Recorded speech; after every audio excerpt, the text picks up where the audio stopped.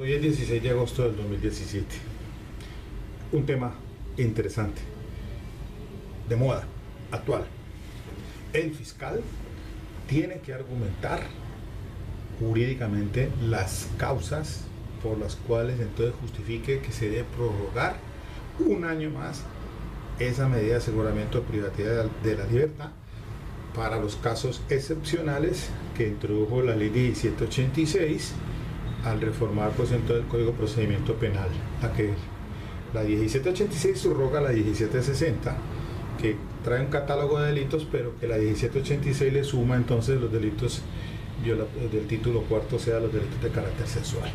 Pues bien, para ese rango hemos de aclarar entonces lo siguiente. Primero que todo, pues, recordando la decisión de la Corte Suprema de Justicia recientemente, del mes pasado, en una decisión entonces en la que se entra a dilucidar el tema del vencimiento en términos de lo que ahora la ley 1786 introdujo pues con la 1760 del numeral sexto del artículo 317 de los 150 días. El plazo razonable es un año, atendiendo a diferentes situaciones de regulación de la Corte Interamericana de Derechos Humanos, como también de nuestro derecho interno y nuestra Constitución, que permite a través del artículo 93 ir al bloque de constitucionalidad, y para ello tenemos entonces dos tratados internacionales de derechos humanos ratificados por Colombia, como son la ley 17 de 1962, que es sobre la Convención Americana o Pacto de San José de Costa Rica.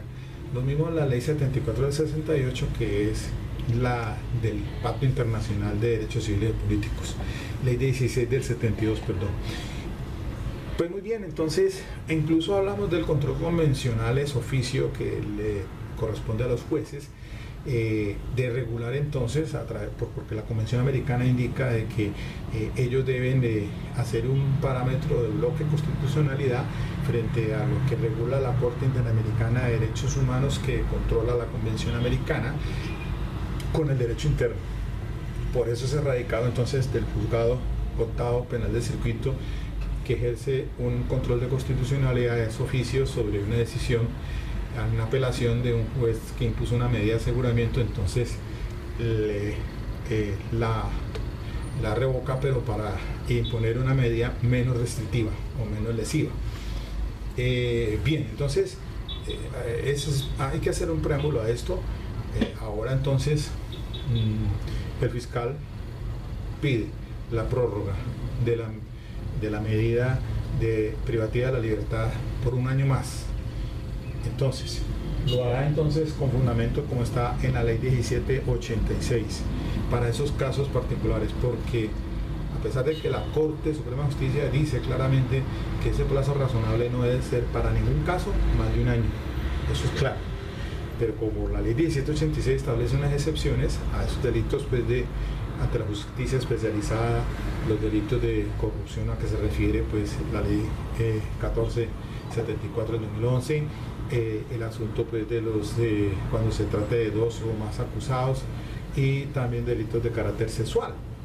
Paradójicamente allí no está, por ejemplo, la conducta de homicidio agravado. Es lo que presentó un asunto por acá en Manizales, creo, de una libertad por vencimiento de términos, porque resulta que ahora entonces esos 60 días desde cuando para formulada la imputación, para si se presenta el escrito de acusación, 120 días si se presenta escrito de acusación hasta si se ha iniciado el juicio oral, y 150 días, lo novedoso, desde iniciado el juicio oral hasta que se haya dictado la sentencia de primera instancia.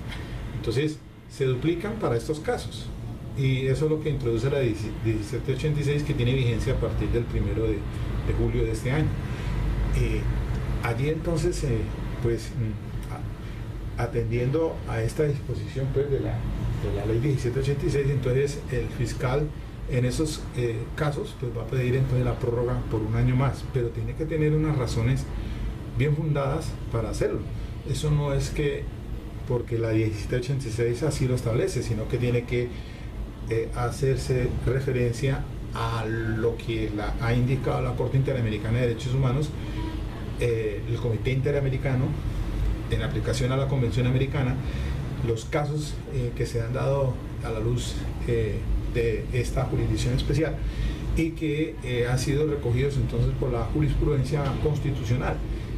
Incluso me acuerdo de la sentencia C774 del 2001, como magistrado ponente es el doctor Rodrigo Escobar Gil, que ya en ese entonces se venía regulando el tema ese del vencimiento de términos según las fases procesales, porque antes de la ley 906 pues teníamos la ley 600 y antes el decreto 2700.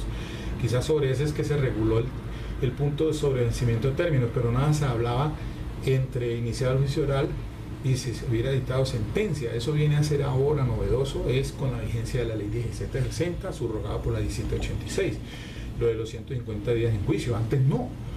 Y por eso la sentencia C774 sí marcaba la pauta en cuanto a los criterios del Comité Interamericano de Derechos para considerar cuándo un juicio no se agotaba en un plazo razonable. Pero como no había término, ahora sí, y pues vuelvo y reitero que para esos casos excepcionales, pues esos términos se duplican. Normalmente en otros casos no. Vieron ustedes en estos días la audiencia de libertad por vencimiento de términos en caso de homicidio agravado que tuve, 120 días, pero ahora tengo un caso de carácter sexual. Iniciamos el 6 de julio del juicio oral. Este caso viene detenido del 21 de enero, pues ya no podría decir que 150 días si no se ha dictado la sentencia de primera instancia. Tendría que esperarme no 150 sino 300 días. Además de ello, pues entonces recuerden que pues en este caso de los delitos de carácter sexual fueron incluidos por la 1786 y de ellos entonces ahora se puede pedir prórroga por un año más. Ese es el punto que vengo a someter en discusión aquí, que debe el fiscal entonces argumentar para poder decir que no es un año, sino que un año más. Y aquí también hay algo importante porque la ley 1786 introdujo por primera vez algo que se ha manejado en casos de la jurisdicción del Comité Interamericano de Derechos Humanos. Entonces, por recordar el caso Barreto Leiva del 17 de noviembre del 2009, y otros casos anteriores se ha venido indicando que vencido ese plazo razonable, entonces se puede sustituir esa medida privativa de la libertad por otra menos lesiva. Entonces eso ya se recoge en la ley 1786 por primera vez en Colombia. Entonces ahora dice allí en la parte inferior, vencido este término, entonces no me refiero a un año sino a 2 años, se pueda entonces sustituir por la medida seguramente privativa de la libertad por otra medidas asegurativas u otras no privativas de la libertad. Eso es entonces lo importante aquí. Mire que sobre el caso que les hablaba de plazo razonable y del control convencionalidad es oficio, pues se aludía al tema, aludíamos al tema sobre esto del plazo razonable, sobre el tema del vencimiento de los términos. Y entonces, pues les hice la referencia al caso por homicidio. Ese sí dio lugar a los 120 días, porque se vencieron desde el escrito de acusación y no se había dado inicio al juicio oral, o no se pudo dar porque hubo un paro, y ese día se nos interrumpió y nos fijaron 3 meses después. Pero en este caso de carácter sexual la cosa es diferente. Ya no puedo hablar de los 150 días porque ya iniciamos el juicio oral, sino de 300 días. Y ahora entonces la fiscal dice no, ya pidió la audiencia para prórroga, sabiendo que se vence ese año, es el 21 de enero del 2018. O sea, se me está adelantando, prácticamente 5 meses antes se está pidiendo ya para el próximo martes que tengo la audiencia ante el juez de control de garantías. Y aquí entonces es que me ha dado lugar a revisar la sentencia de la Corte Constitucional, de la Corte Suprema de Justicia, que le he venido indicando pues en los otros audios sobre el plazo razonable, y que ahora entonces con la sede 221 del 2017, que es el de abril, 19 de abril, con ponencia del doctor José Antonio Cepeda, se dice que según el bloque de constitucionalidad, entonces se tiene derecho a un debido proceso sin dilaciones injustificadas. Artículo 29 supra. Además de eso, entonces también se debe tener una administración de justicia eficaz, diligente, pronta, la efectividad del derecho, el orden justo, el asunto del acceso a la justicia y además de ello, entonces, la eficiencia en la prestación de servicio. Entonces, allí se tocan los artículos 2, el 29, el 228 y el 365 de la Constitución Política. Pero mire entonces, para ir cayendo en lo que el fiscal debe plantear entonces como motivación argumentativa para pedir esa prórroga, la Corte Interamericana de Derechos Humanos, ahí en el recuadro inferior, habla entonces de unos puntos. ¿Cuáles son entonces? Mire, habla de la complejidad del asunto, el tiempo promedio del trámite, el número de partes intervinientes, el tipo de intereses involucrados. Cuarto, dificultades probatorias. Quinto, el comportamiento procesal de las partes y la diligencia de las autoridades judiciales.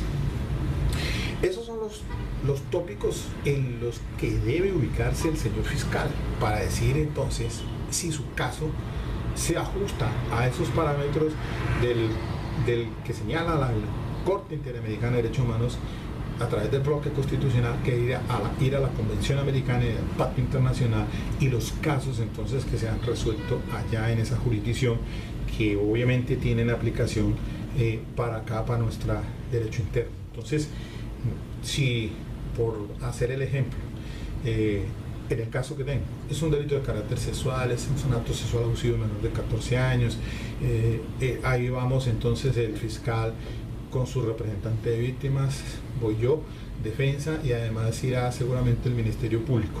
Luego entonces el número de intervinientes y partes no es del caso como para que amerite entonces la prórroga. La complejidad del asunto tampoco. Mire, ahora con este asunto de corrupción que se ventila, desde que es infortunado que salga a la luz pública, entonces ahora involucrados unos magistrados del Tribunal de la Corte de Cierre, pues es una cuestión lamentable, y pues obviamente tendrán su debido proceso como todo, pero no deja de salpicar y de crear obviamente desconcierta, digámoslo así. Recordemos, no hace mucho pues con el caso del magistrado de la Corte Constitucional, ustedes saben a qué me refiero, y esto pues realmente hace pues daño. Por eso es que entonces ahora con esa ley 1474 sobre casos de corrupción, el tema de Odebrecht y así infinidad de asuntos que se han ventilado de actualidad, el fiscal de ahora de anticorrupción que salpica entonces a estos exmagistrados, presidentes de esta corporación, que obviamente sacamos la cara es por las corporaciones, porque pues las corporaciones las instituciones son buenas, los hombres son a veces los que pues se ponen en tela de juicio, pero igual tienen su debido proceso. Eso sí, no hay que discutirlo, es una cuestión que hay que esperar. Pero el punto es que esos casos de corrupción entonces son los casos que hacen que tengan ese impacto. Entonces esas no son investigaciones que se van, si tienen su demora. No es dentro del plazo razonable de un año seguramente. No sé, pues con la estadística que sacó y la Corte Suprema ahora, con la CES 221 también del 2017, para decir pues que el plazo razonable en todos los casos es un año. Pero si a eso nos debemos atener, entonces decimos que en casos excepcionales, y ahora por la ley 1786 tendrán entonces que darse las explicaciones del caso para considerarse entonces cuándo es que se puede prorrogar. La complejidad del asunto, el tiempo promedio del trámite, el tipo de intereses involucrados, las dificultades probatorias. Bueno, aquí viene entonces en este caso que tengo. Como ya no fuimos a juicio oral, pero quedó pendiente el informe pericial, porque se envió a la menor víctima, presunta víctima, al medicina legal, para que una psicóloga forense lo examine. Ya está el psicólogo clínico del CAIBAS, el estudio, ya está se ha entregado, pero falta el otro. Entonces, como ese informe se entregará 5 días antes de que declare el perito, el tema es que parece ser, y seguramente por aquí es donde va a presentar la argumentación la fiscal, diciendo de que no ha podido que se le practique ese examen a la menor. Por eso entonces, a pesar de que iniciamos el juicio oral ahorita el 6 de julio, pues eso no es algo que nos atañe a nosotros, como defensa y al acusado, pues eso son cargas que le corresponde al Estado. Si hay deficiencia, porque la administración de justicia debe ser eficaz, diligente, pronta, pues eso es un asunto que ya la carga obviamente es del fiscal y no del acusado. El acusado tendrá que, para mí en este caso, el año se vence el 21 de enero. No hablo ahorita de los 150 días, pues ya ha iniciado el juicio oral el 6 de julio, sino 300 días, pero igual, esos 300 días superan al 21 de enero, que se vencería el término del plazo razonable de un año en este caso, y saldría seguramente, si no se ha dictado o no se ha anunciado sentido del fallo de primera instancia, ahí tendría que entonces otorgarse la libertad. Luego, entonces, miren ustedes que estos temas, estos tópicos a que se ha hecho referencia a la Corte Constitucional en la C-221 del 2017 y en la línea jurisprudencial que por tradición llevamos comentando la C-774 del 2001, de que ya lo venía diciendo, si ustedes se ubican en esa sentencia en el acápite final de la providencia, que tiene un salvamento voto, allí dice eso. Entonces resume otra vez todo lo que la Corte Interamericana había dicho, y lo estamos hablando hace ya 2 décadas. Y todavía se da de entender que tiene pues aplicación. A ella es que tenemos que, los jueces de control de garantías entonces tendrán que hacer ese control de convencionalidad de su oficio y decirse, bueno, pues si la ley no lo dice, porque la ley simplemente dice prórroga en esos casos, pero hasta allí no queda en que porque sí, sino que tiene que haber una razón y una argumentación, una carga de argumentación muy clara del fiscal para pedir esa prórroga en esos casos. Entonces, que hay casos que registran complejidad, pues por supuesto, les hablaba el caso de, digamos, Odebrecht.